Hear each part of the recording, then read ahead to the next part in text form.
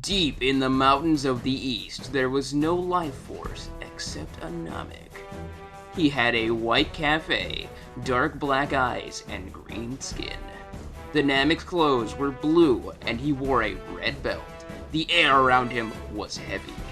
He stood on top of a mountain, meditating. A blue aura formed around him as sweat dripped down his head.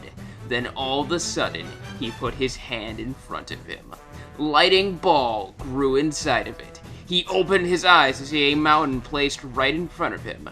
A smile grew in his.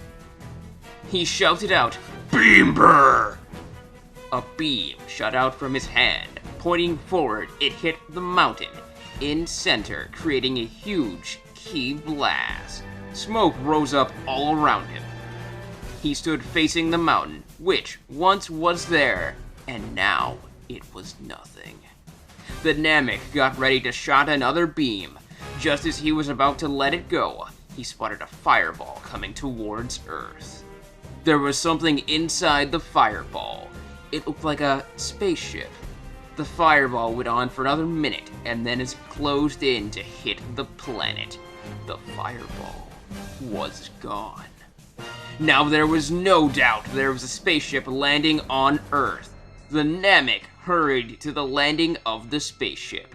It looked like a spider, round from the top, and had legs coming out from the side. He landed in front of it. The spaceship was smaller when he looked from the air. The doors were huge.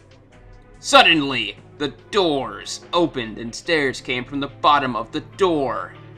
There was someone coming out. The Namek got into fighting stance.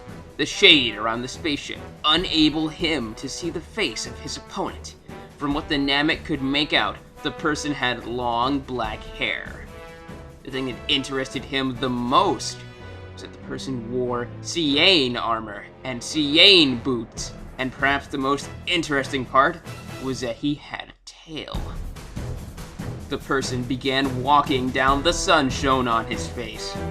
The Namek started he was to full of fear. The person was no other than Rati's Goku, and him had killed the enemy long ago. Sweat began dripping down the Namek. Not necessarily his sweat, but just sweat in general. Ratiz looked at the Namek. Why, if it isn't Piccolo? Piccolo felt a cold feeling run through him. He got in fighting position. "How could you be alive? You died a long time ago." "Why, if it isn't Piccolo?" Ratiz smiled and said with his heavy voice, "Cyan never die." Ratiz began walking towards Piccolo. Piccolo still was too frightened. Finally, he was face to face with Piccolo. Piccolo got back to his sense. "This is impossible!" Ratiz crossed his arms. "Fine, I'll explain it. Well, this all happened 2 years ago. Warlord How Is Our Boss went to Namek. He wanted revenge on Goku for killing his brother Turtles. Before he had revenge, he wanted to wish his brother the only way he could do that was by using the Eternal Dragon. So he began to collect the Dragon Balls on Namek. After 1 year of searching, he has them all. When he used them, he found out the 3 wishes. His first wish is to get his brother back. Then he wished me because of intelligence, and his third is to Nappa. Now do you get it? Piccolo closed his fist tight. "Why was Dende, God of Earth, not able to sense this?" Ratiz began to grow impatient. "Warlord had planned well, for you see, he put a force field around the planet. The force field blocked all mind messages that were being sent, and no one could sense his KI. Now you see that silver mechanism on my shoulder?" Ratiz pointed at his shoulder. "That blocks my KI from being sensed, and everybody else within 10 miles. Enough of me talking. Let's get to the fighting."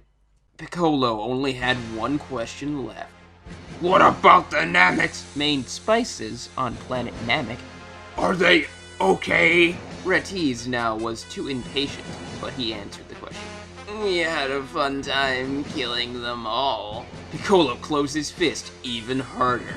You shall not go punished! With that, he screamed out loud. A white aura formed around Piccolo. It began to grow at the same time Piccolo's muscles expanded.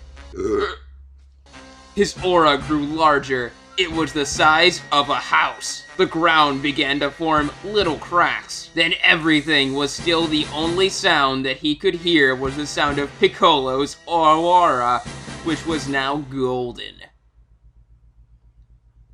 Sorry, that's all for now, but Chapter 2 will be up soon. Please review it if you like.